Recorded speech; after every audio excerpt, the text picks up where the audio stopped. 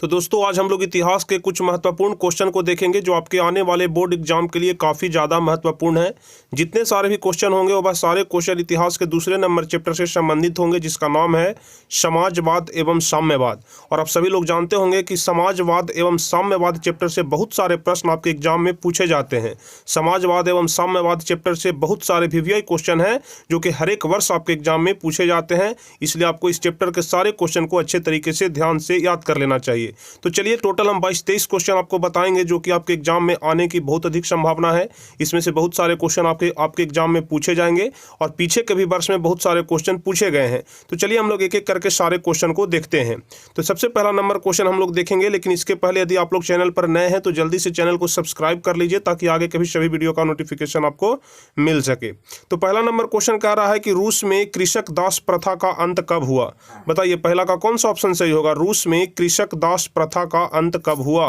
तो आप सभी लोग ध्यान रखिएगा, बहुत ज़्यादा महत्वपूर्ण क्वेश्चन है कि रूस में कृषक दास प्रथा का अंत 1861 ईस्वी में हुआ था। पहला का ए नंबर ऑप्शन सही होगा। 2017 में यह क्वेश्चन पूछा जा चुका है। इस चैप्टर से करीब करीब सारे क्वेश्चन ऐसे हैं जो प्रीवियस ईयर में पूछे गए हैं। चलिए दूसरा नंबर क्वेश्चन हम लोग देखेंगे, रूस में जार का अर्थ क्या होता है। बताइए रूस में जार का अर्थ क्या होता है। पीने का बर्तन होता है कि पानी रखने का मिट्टी होता है कि रूस का सामंत होता है कि रूस का सम्राट होता है। बताइए दूसरा का कौन सा ऑप्शन सही होगा। तो ध्यान रखिएगा, रूस में जार का अर्थ होता है रूस का सम्राट, यानी कि दूसरा का डी नंबर ऑप्शन सही हो जाएगा। रूस में जार का अर्थ रूस का सम्राट होता है। चलिए अगला नंबर प्रश्न जो कि काफी ज्यादा महत्वपूर्ण प्रश्न है आपके आने वाले बोर्ड एग्जाम के लिए। कार्ल मार्क्स का जन्म कहाँ हुआ था। बताइए कार्ल मार्क्स का जन्म कहाँ हुआ था। देखिए 2011 में भी पूछा गया, 15 में भी पूछा गया, 19 में पूछा गया, 20 में भी पूछा गया। तो इसलिए आपके एग्जाम के लिए भी यह काफी ज्यादा महत्वपूर्ण हो सकता है। कार्ल मार्क्स का जन्म कहाँ हुआ था। बताइए तीसरा का कौन सा ऑप्शन सही होगा। तो ध्यान रखिएगा, कार्ल मार्क्स का जन्म जर्मनी में हुआ था। तीसरा का बी नंबर ऑप्शन सही होगा। कार्ल मार्क्स का जन्म कहाँ हुआ था, जर्मनी में हुआ था। चलिए चौथा नंबर क्वेश्चन, साम्यवादी शासन का पहला प्रयोग कहाँ हुआ था। बताइए काफी ज्यादा महत्वपूर्ण क्वेश्चन यह भी है। 11 में, 2017 में और 2020 में पूछा जा चुका है। साम्यवादी शासन का पहला प्रयोग कहाँ हुआ था। रूस में कि चीन में कि जापान में कि क्यूबा में। बताइए चौथा का कौन सा ऑप्शन सही होगा। तो ध्यान रखिएगा चौथा का ए नंबर ऑप्शन सही होगा। साम्यवादी शासन का पहला प्रयोग रूस में हुआ था। ठीक है, आप लोग ध्यान रखिएगा, साम्यवादी शासन का पहला प्रयोग कहाँ हुआ था, तो रूस में हुआ था। आप लोग ध्यान रखिएगा। चलिए पांचवा नंबर क्वेश्चन कह रहा है कि निम्नांकित में कौन यूरोपियन समाजवादी नहीं था।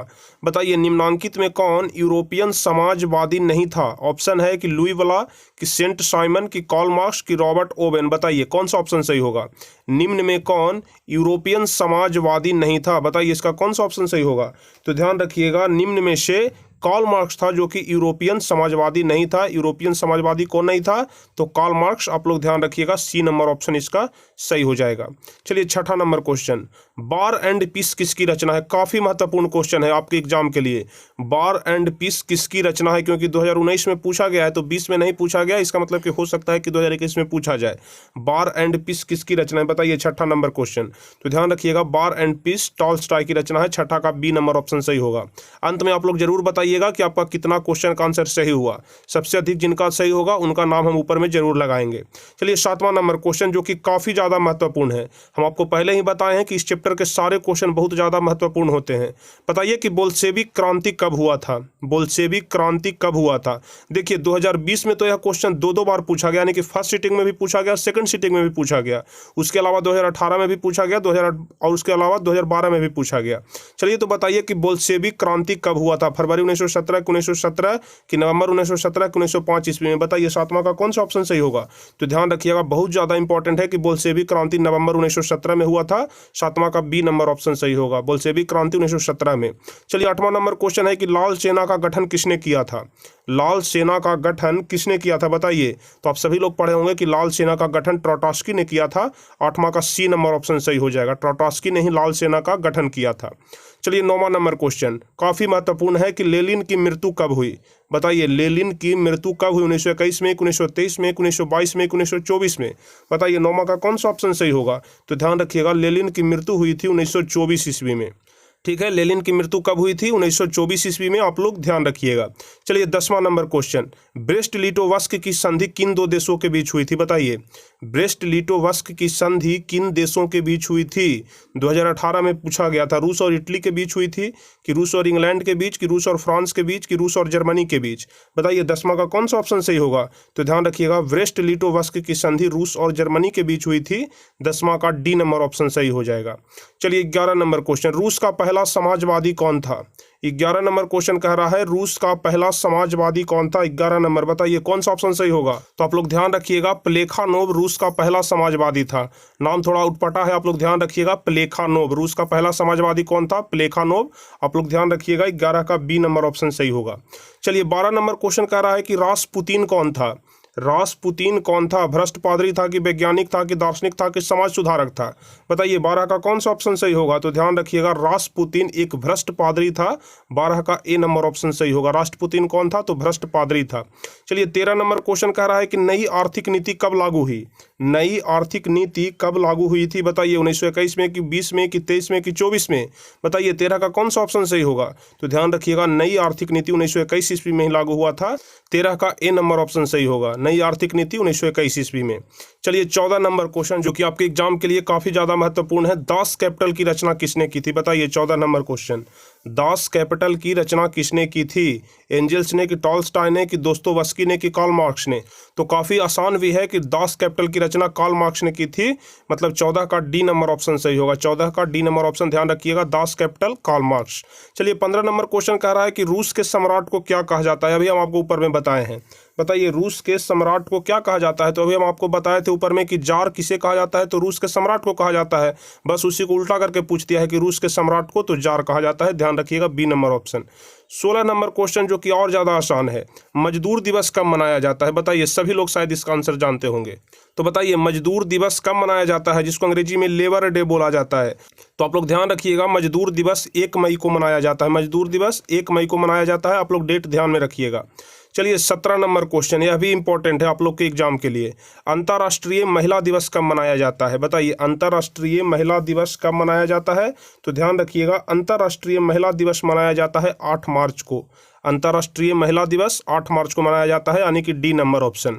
चलिए 18 नंबर क्वेश्चन, समाजवादियों की बाइबिल किसे कहा जाता है? 2019 में पूछा गया है यह क्वेश्चन, और यह वाला भी 2019 में पूछा गया है। तो कोशिश करिएगा कि जो क्वेश्चन 2018 और 2019 में पूछे गए हैं थोड़ा उस पर विशेष ध्यान दें, क्योंकि वह क्वेश्चन ज़्यादा चांस है कि 2021 में पूछे जाएं। तो बताइए समाजवादियों की बाइबिल किसे कहा जाता है? दास कैपिटल को, कि स्पार्क को, कि वार एंड पीस को, कि कम्युनिस्ट घोषणा पत्र को? 18 का कौन सा ऑप्शन सही होगा? तो ध्यान रखिएगा, समाजवादियों की बाइबिल दास कैपिटल को ही कहा जाता है। समाजवादियों की बाइबिल किसे कहा जाता है? तो दास कैपिटल को कहा जाता है।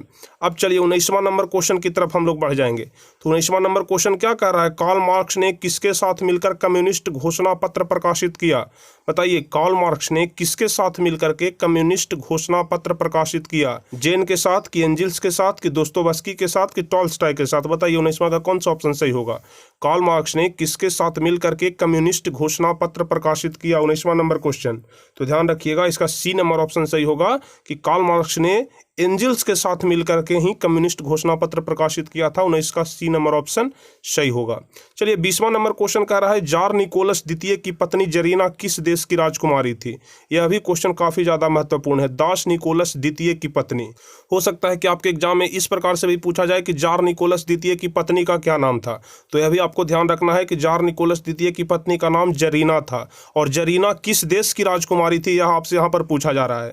तो आप लोग ध्यान रखिएगा, जार निकोलस द्वितीय की पत्नी जरीना जर्मनी की राजकुमारी थी। कहाँ की राजकुमारी थी?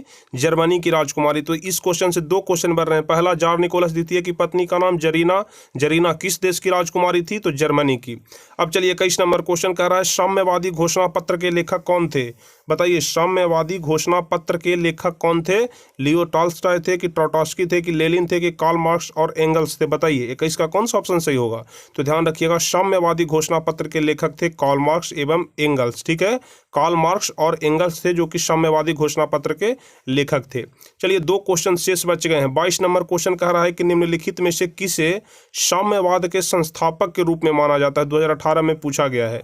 बताइए निम्नलिखित में से किसे साम्यवाद के संस्थापक के रूप में माना जाता है? तो आप लोग ध्यान रखिएगा, साम्यवाद के संस्थापक के रूप में कार्ल मार्क्स को ही माना जाता है। 22 का डी नंबर ऑप्शन सही होगा। ठीक है, साम्यवाद के संस्थापक के रूप में कार्ल मार्क्स को ही माना जाता है। अब 23 नंबर क्वेश्चन कह रहा है, जो कि सबसे आखिरी क्वेश्चन है, दास कैपिटल का प्रकाशन किस वर्ष हुआ था? दास कैपिटल से एक क्वेश्चन हर हाल में आपके एग्जाम में पूछे जाएंगे। तो बताइए कि दास कैपिटल का प्रकाशन किस वर्ष हुआ था? दास कैपिटल से संबंधित 4 क्वेश्चन हम आपको बता चुके हैं। तो बताइए दास कैपिटल का प्रकाशन किस वर्ष हुआ था? 2020 में भी पूछा गया है। तो ध्यान रखिएगा, दास कैपिटल का प्रकाशन हुआ था 1867 ईस्वी में। 23 का सी नंबर ऑप्शन सही होगा। दास कैपिटल का प्रकाशन 1867 ईस्वी में, आप लोग ध्यान रखिएगा। कुल यही 23 क्वेश्चन था जो कि आपको इतिहास के दूसरे नंबर चैप्टर में पढ़ना था, जिसका नाम है समाजवाद एवं साम्यवाद। तो बस अब आप लोग ईमानदारी से बताइए कि इसमें से कितने क्वेश्चन का आंसर आप लोग जानते थे। यदि सभी क्वेश्चन का आंसर जानते थे तब तो बहुत अच्छी बात है। जिस क्वेश्चन को आप लोग गलत बताए हैं, जिस क्वेश्चन में आपको दिक्कत है, उस क्वेश्चन को अपने नोटबुक में जरूर लिख लीजिएगा और लिख करके उसको याद कर लीजिएगा। देखिए, कोई भी चीज़ बार बार लिखने से ज़्यादा याद होता है।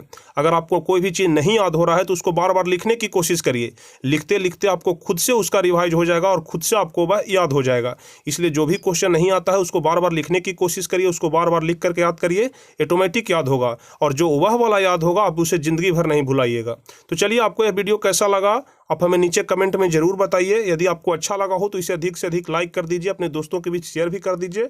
और जो भी स्टूडेंट चैनल पर नए हैं, चैनल को जरूर सब्सक्राइब कर लीजिएगा ताकि आगे के भी वीडियो आपको मिल सके। तो चलिए, फिर मिलेंगे हम आपसे अगले वीडियो में कुछ इसी प्रकार के महत्वपूर्ण वीडियो के साथ। तब तक के लिए जय हिंद, धन्यवाद।